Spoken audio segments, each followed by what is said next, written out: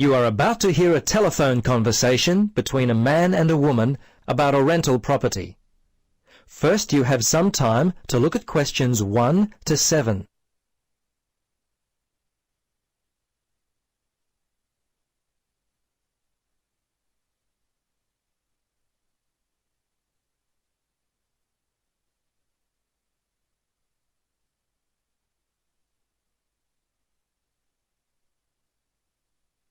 Now, listen carefully and answer questions 1 to 7. Central Realty, Jill speaking. How can I help you? Yes, hello, Jill. I've got a problem, a complaint I wish to register. Who should I speak to? You'll want to speak to Tracy, the residential manager. Just a moment and I'll put you through. Thanks. Hello, this is Tracy. I understand your rent is going to be increased. Yes, this is why I'm calling. I was told that my rent would not be increased for the length of my 6-month contract, which I signed only 4 months ago.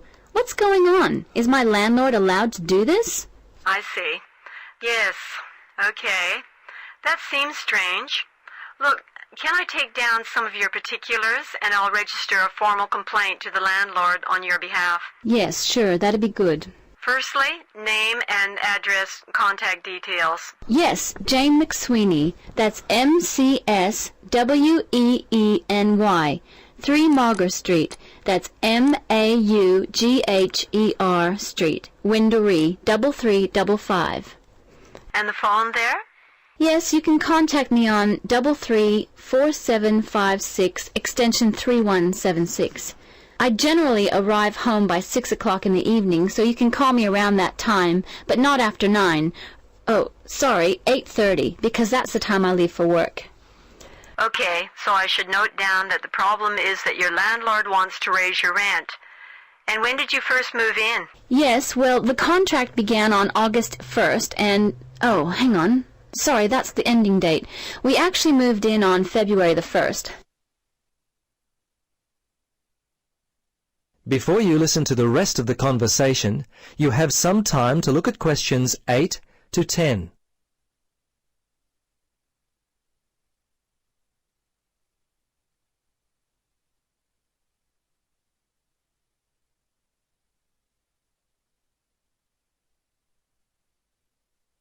Now, listen carefully and answer questions 8 to 10.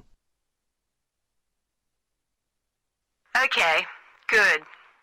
Now, if need be, you will have to send a letter to the Rental Tenancy Board. But as I said, first let us approach your landlord on your behalf and see if we can work out the problem before it gets to that situation. I'd be very surprised if you have to send a letter. 95% of these kinds of problems get solved early on. Okay. Now, if you have any problems you need to discuss, feel free to come in and talk with the general manager. In the meantime, if you would just wait until we receive an answer from your landlord, we'll be able to then plan our next step. Is there anything else I could be doing? Well, you could write a letter to the RTB listing all the events as they happened from your point of view. But as I say, hold on to it. Don't send it unless we have to. Well, that's about it for now. Thanks for your call. I'm sure we can sort this out. Thanks very much for your help. I hope we can sort it out too. Bye for now. Yes, bye. That is the end of part 1. You now have half a minute to check your answers.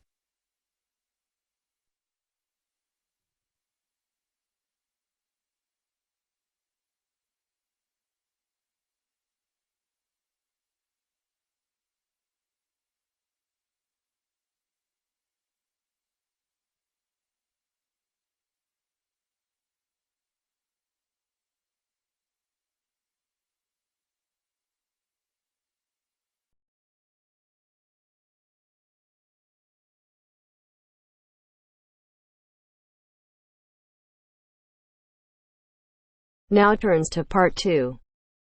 Part 2. You will hear a telephone conversation about a job vacancy. First, you have some time to look at questions 11 to 15.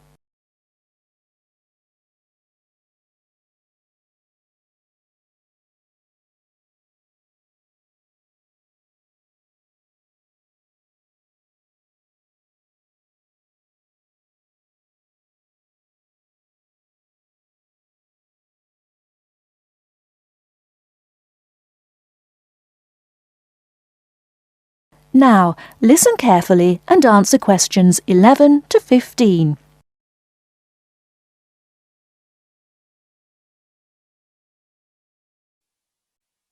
Hello, Top Job Employment Agency.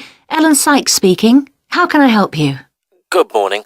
My name's Steve Collins and I'm calling about the call centre job advertised in today's paper. For an operative handling credit card inquiries? Yes, that's right.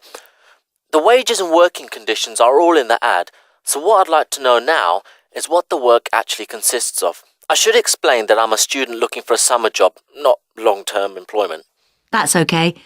The people at Intercard say they've always found students to be honest, which of course is essential in this line of work, and they have the basic IT skills needed there.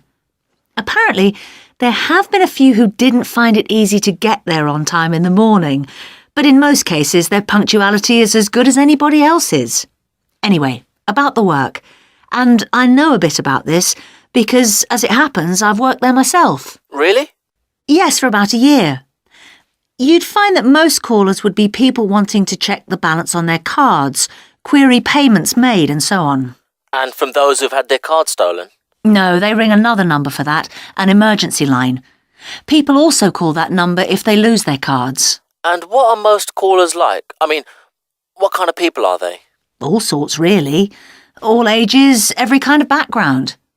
Though one definite trend is the change in the number of women. Nowadays, they make up around 55% of the total, whereas years ago, there used to be a majority of men calling. At one time, I heard, as many as 3/4 of all credit cards were actually held by men, but that must have been long before I was there. It's certainly different now. So to do this job, what sort of experience do I need? None, really. Have you got a credit card yourself? Yes, I have. Then you probably know quite a bit about them already. And as a student, you're obviously intelligent, which of course you need to be for the job. So after a day or so working with an experienced operative, I'm sure you'll have picked up enough to deal with routine inquiries, which of course most of them are. But there are bound to be questions I can't deal with, at least at first. What happens then? In that case, you can ask a supervisor. They're very helpful to new staff. I think I like the sound of this. What do I do next?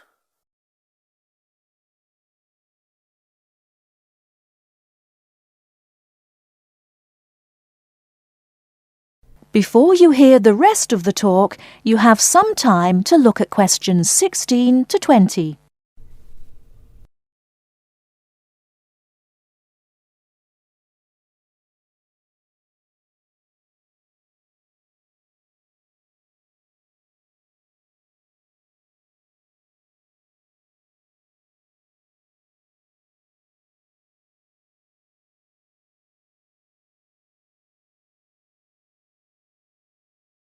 Now listen and answer questions 16 to 20. Can you get over there for 9:45 on Monday morning for an interview? Definitely, yes. Whereabouts are they? In Riverside Business Park. Do you know it? Yes, I've been there once. How do you usually travel? By bus. Right. So you take either the 136 or 137 to the bus station, and when you come out of there, you turn right. Along Orchard Road, that is. The road from the railway station? Yes, that's right. You go past the petrol station next to the car dealers, then carry on down the road. Do I take the first left at the main car park? Well, you could do that, and walk up Newfield Avenue alongside the shopping centre, but it's a long way round. I'd suggest continuing along Orchard Road with the water company and then the insurance offices on your right. They used to be local government offices, by the way. Yes, I remember those. And you keep going until you reach the advertising agency. Now, facing that is a small road called Cherry Lane. There's a newspaper office on the corner, and opposite that is a big hotel, so you can't miss it. And how far down that road is it? Well, they aren't actually in Cherry Lane. You walk as far as the next junction and turn right into Armand Drive at the mail centre. Intercard is in the third building on the right between the airline offices and the shipping company. Fine. I'll be there on Monday. Thanks very much. Bye. Good luck. Bye.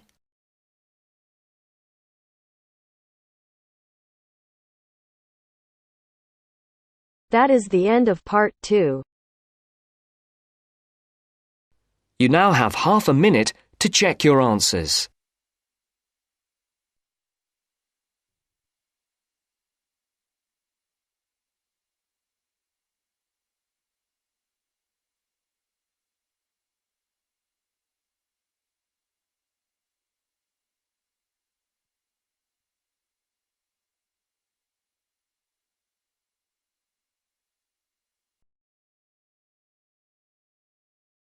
Now turns to part 3.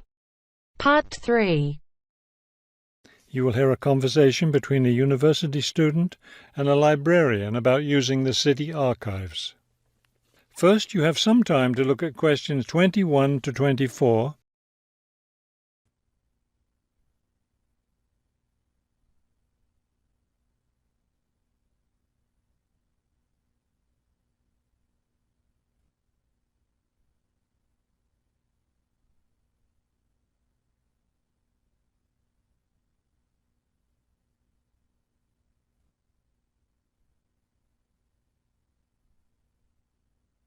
As you listen to the first part of the conversation, answer questions 21 to 24. Hello. I was wondering if you could give me some information about using the archives? I'd be happy to. Are you a resident of the city?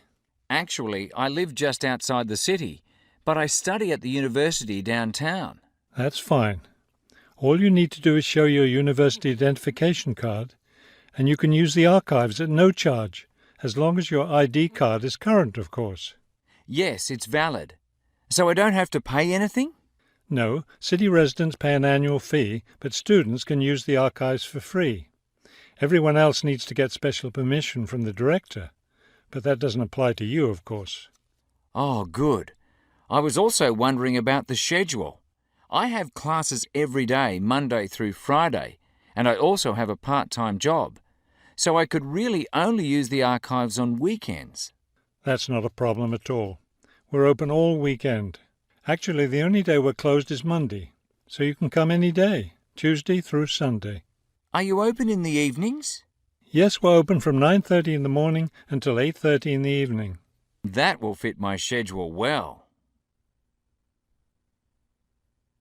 Before you hear the rest of the conversation, you have some time to look at questions 25 to 30.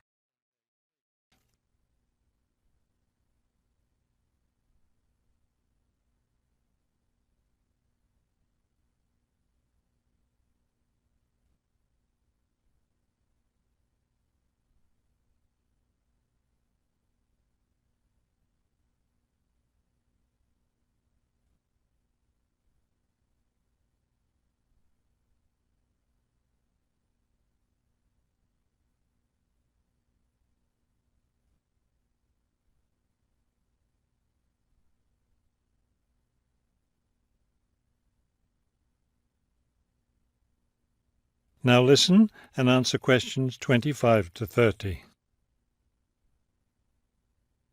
Is there something else I can help you with? Yes. One thing I'll be needing to see for one of my class projects is old photographs. Do you have photographs of the city in the 19th century that I could look at? Yes, we store all the photographs in the basement. Those stairs over there will take you down to the photography collection. Just tell the librarian there what you're interested in, and he'll help you. Those would be 19th century photographs? Yes, the entire collection is there. Now, if you're interested in seeing documents from the 19th century, those are right here on the ground floor. I would like to see some of those documents. Does that collection include newspapers too? No, all the newspapers from the earliest ones in the 18th century up to the current time are on the second floor. Here, let me just give you this map of the archives, and you'll be able to find whatever it is you need. Thank you. Oh, I see you have a whole room devoted to maps. Yes, on the third floor. That's great, because one thing I need to do is look at how the city has developed over time. I'm sure you'll find a lot of helpful information there. Of course, some of the maps are several centuries old, so generally visitors are only allowed to see photographic reproductions of them. That shouldn't be a problem. What's this on the fourth floor? Ogden's woolen mill. As I'm sure you know, Ogden's Woolen mill was the major entity responsible for the growth of this city in the 19th century. The Ogden heirs gave money for the archives to devote an entire floor to information about the history of the mill. Will I be able to find information about the Ogden family there? Photographs, personal papers, things like that? Probably the family photographs are stored downstairs in the photography collection. The personal papers would be on the 5th floor, where we keep all the personal papers of famous residents of our city. Thank you so much for your help. I'll be able to do a lot of my research here.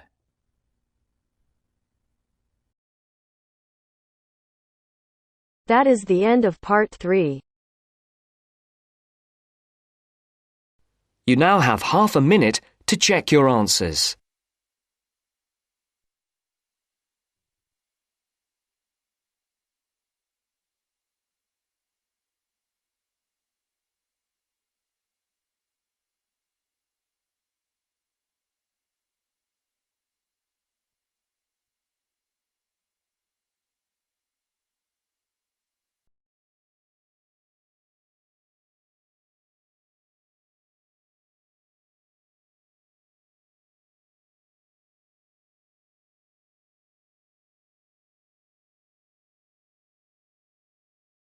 Now turn to Section 4. Test 5, Section 4. You will hear a wildlife expert giving a talk to a group of bird lovers in the UK about a species called the tawny owl. Before you listen, you have some time to look at questions 31 to 40.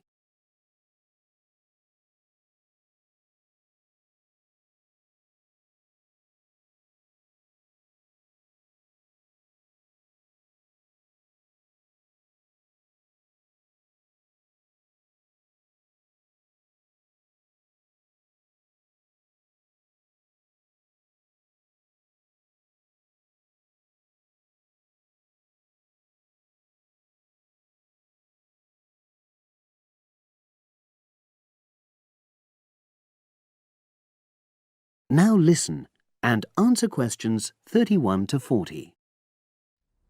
Good evening, everyone. You're all likely to be familiar with pictures of the tawny owl. Because of all the owl species in the UK, it's actually the most common one. But the chances are that you're more likely to have heard one than actually seen one, as it's also strongly nocturnal. This means that it normally ventures out at night. So, what kind of habitat does the tawny owl prefer? Well, a survey carried out in the 1980s confirmed that this owl is most likely to be found in woodland. If you look at a map of tawny owl distribution across Britain, you'll only see gaps in the treeless marshy areas of eastern England and in some of the more upland parts of northwest Scotland. However, you can sometimes find populations of tawny owls in urban areas too, either in parks or in large gardens. The tawny owl shows some obvious adaptations to its natural habitat. For example, both its wings and its tail are short, which helps it to maneuver through the trees. Also, the bird's plumage is a mixture of brown and grey, and this provides suitable camouflage for when the owl perches up against a tree trunk. Then there are its large eyes. The tawny owl's visual capacities are considerably better than those of humans, and although it can't see in complete darkness, it's sufficiently well equipped to be able to navigate its way around woodland on all but the most overcast nights. Another factor that contributes to the tawny owl's success as a hunter is its excellent memory of the layout of different areas. If you combine this ability with the owl's strongly territorial and sedentary nature, most populations of tawny owl are sit-and-wait predators, you realize that it has a good opportunity to predict where prey might be found. Finally, as well as having large eyes, The owl's sense of hearing is excellent, and this helps it to locate potential prey as it sits on its perch.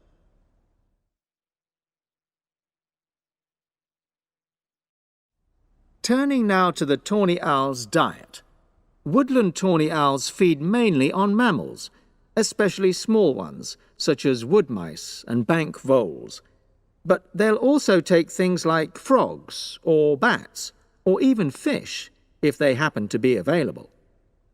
In urbanized landscapes, the owls seem to prey more on birds. So there are some differences there. Let's just look briefly now at survival rates in the tawny owl. Young tawny owls face a difficult time once they leave home, and 2 out of every 3 are likely to die within their first year. So, with such high mortality levels, it's a good job that established breeding pairs can produce young over a number of seasons and maximize their chances of passing their genes on to the next generation of owls. I've already mentioned the sedentary nature of the tawny owl, but it's not just adult tawny owls that are sedentary in their habits. Young birds, dispersing away from where they were born, rarely move far. The average distance is just 4 kilometres. There also appears to be some reluctance to cross large bodies of water. The owl is absent from many of the islands around our shores, with only occasional sightings in Ireland and the Isle of Wight off the south coast of England. Right, well, now I'll show you some photographs that have been taken in 1 or 2 of the...